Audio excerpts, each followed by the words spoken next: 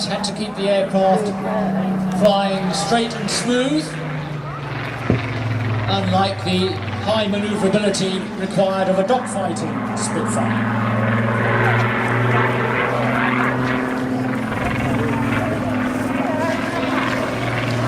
Phil showing us very graceful aerobatics there. Of course, with an aircraft as old as this, we just relish the fact that we can still see them flying, that we can hear that wonderful, distinctive sound of the Rolls-Royce engine.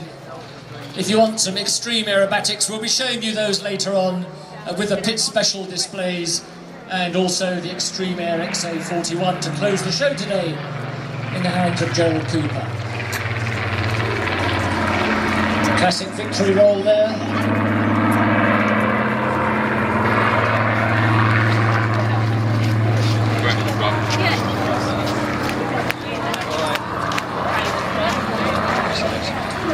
And that victory roll signifies the end of Phil's display.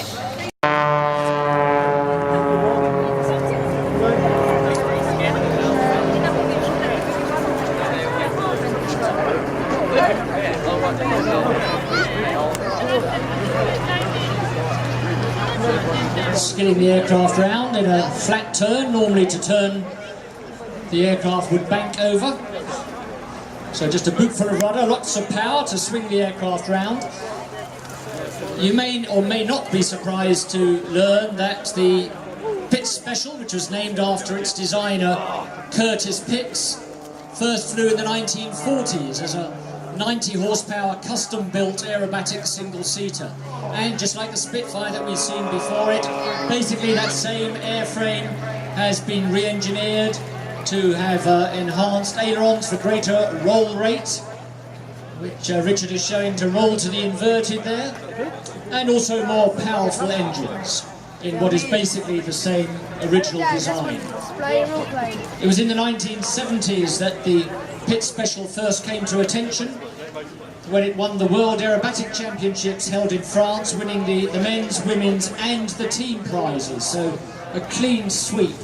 And it really was the aerobatic mount of choice for competition aerobatic pilots, until being superseded by the high-performance monoplanes from the Eastern Bloc, mainly the Slins, the Sukhois, and from France, the Cat aircraft. And we'll be seeing an example of that closing the show today with Gerald Cooper. Now, Richard Smoke is aircraft round its wingtip and recovering to carry on flying in the same direction, which is always an important thing to do.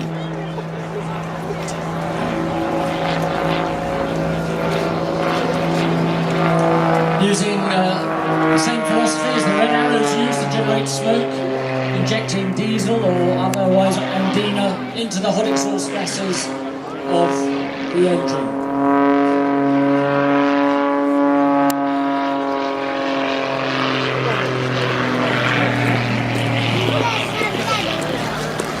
Pulling hard to the verticals, probably about a 5 or 6G pull, and vertically rolling as he goes, coming to a stop at the top, which is always interesting to see in a light aircraft, hanging on the propeller and then stall turning, actually double hammerheading back down towards the sea.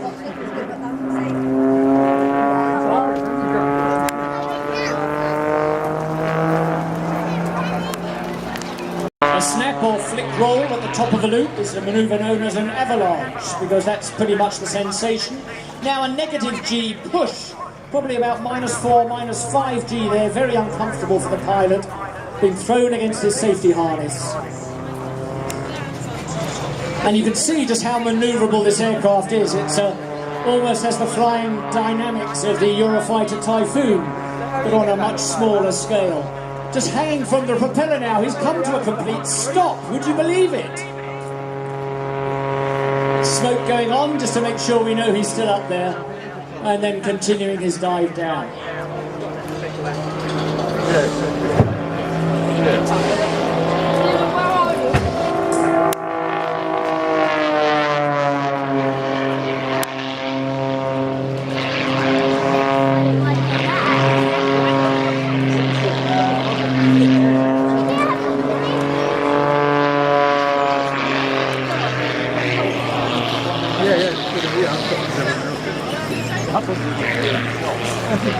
Very pretty colour scheme, which Richard says will be changed next year.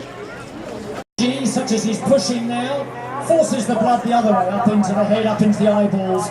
That's very uncomfortable. Modern military jet pilots have a G suit to help stop the flow of blood up and down the body, but all that Richard has to depend upon is his own fitness and bracing his muscles as he performs these aerobatic manoeuvres.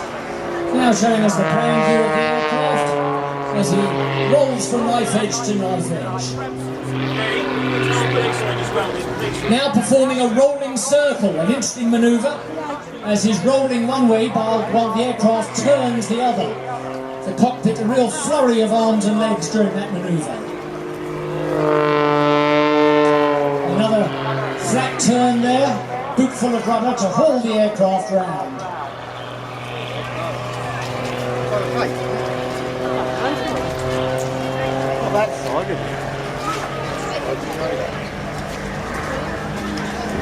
Now great head-on view.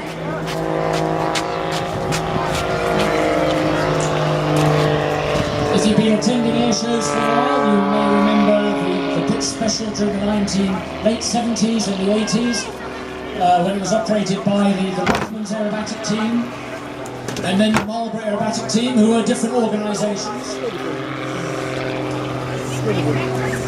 Now as the smoke off, Richard's come to a halt once again. I'm sure that smoke coming right up into the cockpit.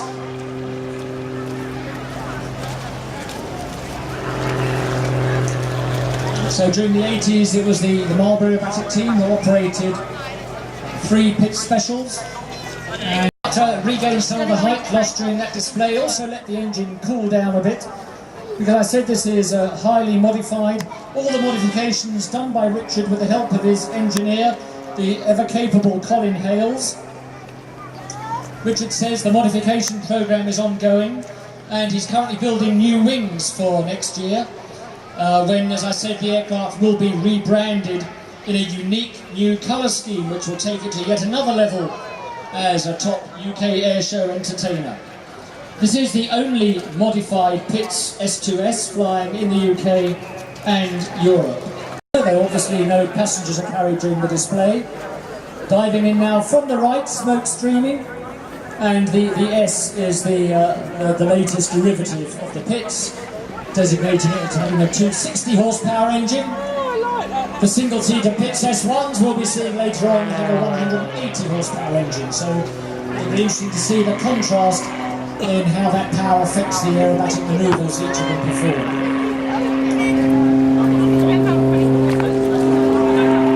Now normally Pitts displays are very graceful and fluid, and it's normally the more modern monoplanes like the Extreme Air XA41, the Extra 300, the Sukhoi 26 that use the gyroscopic effect of the engine and propeller to perform manoeuvres like we're seeing Richard demonstrate here. So a true muscle biplane, as he says. Of course, the idea of the biplane design is it combines lightweight with the great strength necessary to withstand the high G-forces and other stresses and strains of an aerobatic display like this.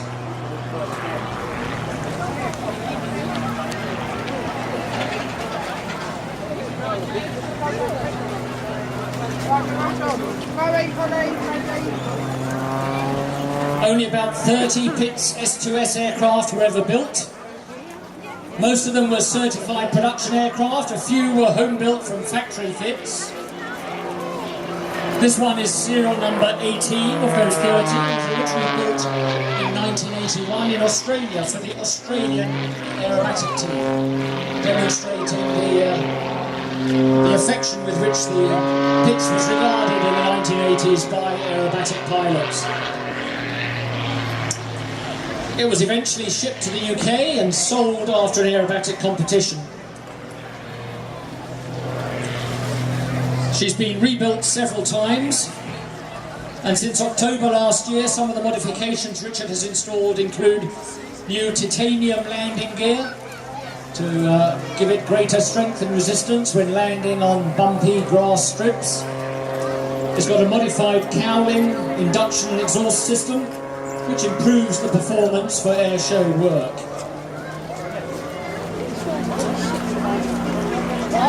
The aircraft is sponsored by MT Propellers, CFS Aero, Skydynamics, Airflow Performance and JPI Instruments.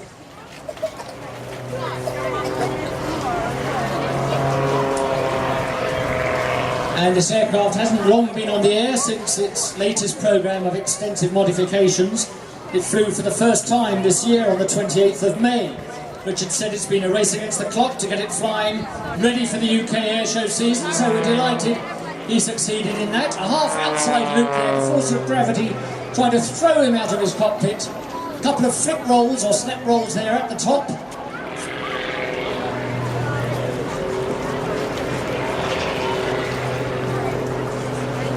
So Richard says he'd like to thank all those at Bidford Gliding Club and especially engineer Colin Hales for helping him to get the aircraft ready in time for this year's display season. Now, the interesting thing about an autogyro is that rotor that you can see at the top doesn't actually provide, isn't actually powered to provide lift. So the propeller behind the pilot is what moves the aircraft through the air, and the airflow rotates the rotor blades that gives the autogyro the lift. So it means it's not as complex a vehicle as a conventional helicopter. So therefore a lot more cheap to run, therefore available to a larger number of potential pilots.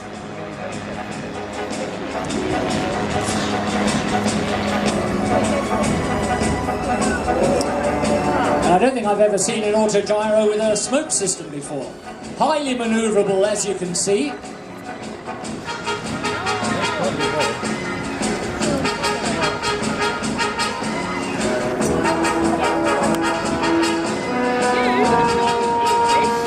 Autogyros were invented only 20 years after the Wright brothers' first flight, so 1923, by Juan de la Cierva, and they marked a departure from conventional fixed-wing aircraft in an attempt to invent an aircraft that couldn't stall. Now, when we talk about an aircraft stalling, we don't mean that the engine stops like in a car. What we mean is that the aircraft stops generating lift, which of course means no matter if the engine's running or not, it'll drop out of the sky. And the name autogyro was a trade name for Cierva's make of aircraft. Nowadays they're also known as gyrocopters, gyroplanes, autogyros or just gyros. And they were the first rotary wing aircraft to fly successfully under full safe control. So they rely on a phenomenon known as autorotation, where the airflow makes them spin by the aerodynamic forces of the airflow through the disc of the rotor and over the blades, exactly the same way a windmill blade turns. January 2011. More than 1,000 of this aircraft type have been sold worldwide, built in response to demand for enclosed gyroplane. It addresses many of the problems which have occurred with other aircraft of this type. So low weight and high power gives it great performance, as Peter's demonstrating. He says it's a spacious interior which makes it very comfortable for long distance flights.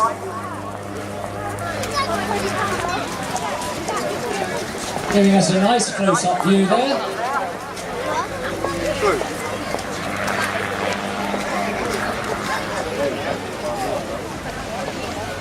It normally cruises at around 100 miles an hour. Maximum speed is 120, and it can take off in the appropriate wind conditions in as little as just 10 metres. And we're getting a nice close-up view now, as he's dancing on those rubber pedals to swivel the nose through the horizon to left and right. Well, a highly experienced pilot, as I said. He first was issued with a gyroplane display authorization in 1991. He's displayed aircraft at several major shows, including the Paris Air Show, Farnborough, Biggin Hill, Blackpool and Manchester.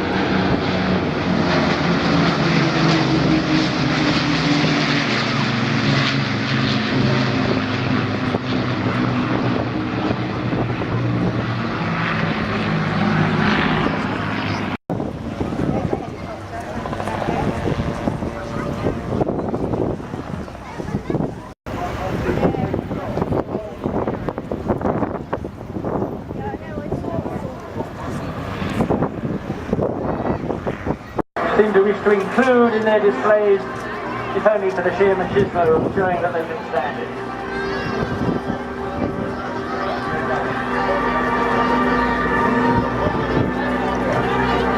Now hanging on that propeller, the aircraft tumbles back down towards the sea.